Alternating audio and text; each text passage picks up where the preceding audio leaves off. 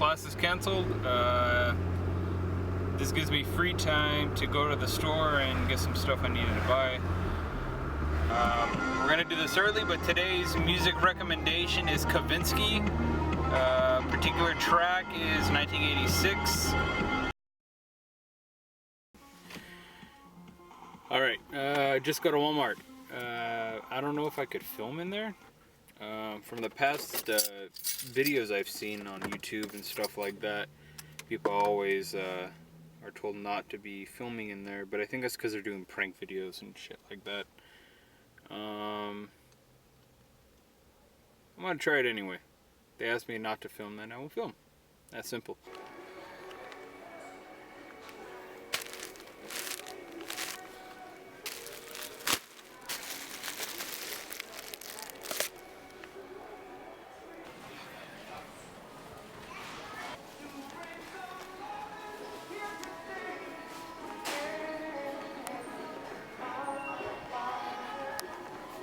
Well, I didn't record much in there because there was a lot of people.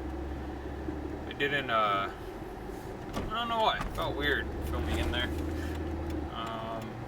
It's already bad enough I don't like going into Walmart. I actually don't like that store at all, but it's actually the cheapest and closest store to me, so I'm kind of forced to go there rather than wasting my gas going farther. Anyway, I'm gonna head back home right now. I think I'm gonna do a partial video. I think I'm gonna do a partial segment based on my cameras that I have. I have some old TLR cameras and Canon film cameras, and this camera and another digital camera. Anyway, yeah. So let's do a little show of that. These here are my cameras in order in which I obtained them. I will go through one by one and talk about them. Let's start off with my first camera. It's the Canon XSI. This was the first camera I got. I had to work. I got a job when I was 17, I believe. No, I had just turned 18. I got a job. I worked at a grocery store for about half a year. Saved up enough money and bought this. To me, this was gold when I first got it. I'll show you some pictures I took with it. They were okay. I was just starting out. I didn't really know what I was doing, but I mean, that's how you learn, right? The second camera I got was a Canon Rebel T3i, which is actually what I use for these videos to record my daily vlogs. It's a very good camera. I do like it. It was a good step up from the XSI for me, even though they're part of the Rebel series. They take pictures relatively the same, but I have the new capability of doing video. First film camera I got is a Yashica C. It uses 120mm film. You could still actually buy this film online. The only problem I have is finding somewhere that develops it. Majority of the places in the LA area require you to send your film out of state. You choose the format you want it printed on, like how big you want the sizes, and if you want it down some stops or up. It's a very good camera. The only hassle is finding somewhere to develop it. My first 35mm film camera is the Canon G2 or GII. I don't really know either or. I wanted a 35mm film camera to play around with film a little bit more, so I went on eBay and I found this one for about 40 bucks, and it came with the lens, which is a, I believe, 28 to 90mm. You could read it right there actually. It's a pretty good camera. I still haven't got any film developed from it, but it is a lot easier to find somebody around here that does 35mm developing. It's a great camera, and also what's cool is I could use that lens on there, the 28 to 90mm on my DSLR cameras. It doesn't have an image stabilizer, obviously. It was a film camera. It's a bit dated before that technology. But still a very good camera overall, and I really like it. Last but not least is the Argus 75, and the funny thing is that this camera has been around before I got in even any of my other cameras. I remember seeing this camera laying around my house when I was a little kid. It was given to my mother by her mom, which is my grandma. I don't know where she got it from, but she had it lying around. I guess she found it in a box and gave it to my mom. My mom took it home. Of course, I mean, I guess she never really figured out how to use it because I'd never seen her use it. But it's like the other camera. It's just like the Yashica, which is a TLR, and by TLR it's twin lens reflex. You have two. This is your viewfinder, and that's what takes the actual light and prints it on the film. But what you do with these, let me back this camera up. You open the top right here, and up there comes a little thing, and you could kind of see. And put my hand up here. Like that, see? And you're able to focus differently. I don't know how close I could get with this one. Let's see.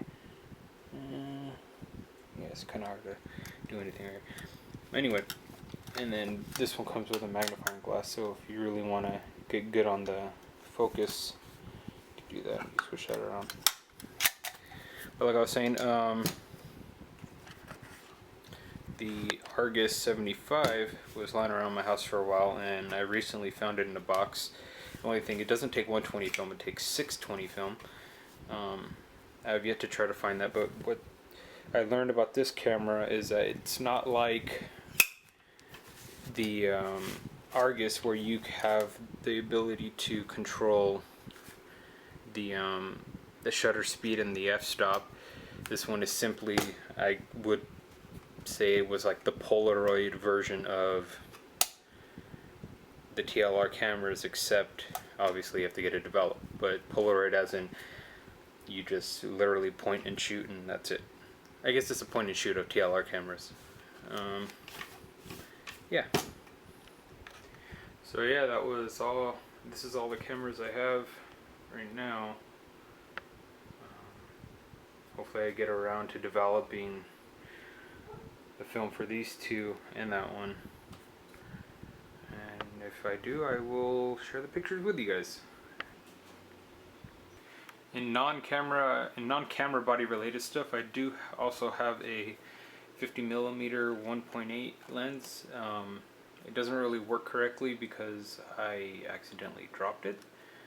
So now when I put it in, it makes this weird clicky noise, but it still does manually focus really well. The autofocus doesn't seem to be working that great anymore. For filming these vlogs, I use a Canon EFS 10 to 18mm f4.5 to 5.6. It's a STM lens, which has a really good stabilizer. So when I like do panning shots and stuff like that, I mean this is all by hand, but it has really good stabilization on it. Okay, I do also have a Canon 55 to 250mm, just kind of a beginner zoom lens. It still works really well. I'm able to do some pretty cool stuff with it. I'm actually I look like shit. I'm actually doing writing a script for a short film right now. It's actually for my film class. I'm having the help of one of my friends named Jason with that. It's called Neoteric Man, or Neoteric Human. It's a working title. It's going to involve a lot of dream sequences and also dealing with being in purgatory, which sounds pretty weird. It's not going to be a crazy, like, cinematic. Well, it's good. I'm going to try to make it this as cinematic as possible, but I'm not guaranteeing like extremely high quality stuff here. But it should be fun to shoot and film. Yeah. I also want to mention one last camera type thing I have. It is a Ballon Howell. I believe it shoots Super 8, but it's all done through winding this thing up right here, and when you're ready to shoot, I just need to find out the correct film. Yeah. Pretty cool lens. It has a, I believe, look at that guy out there. He's barking his brain out. Hey! He's not listening to me.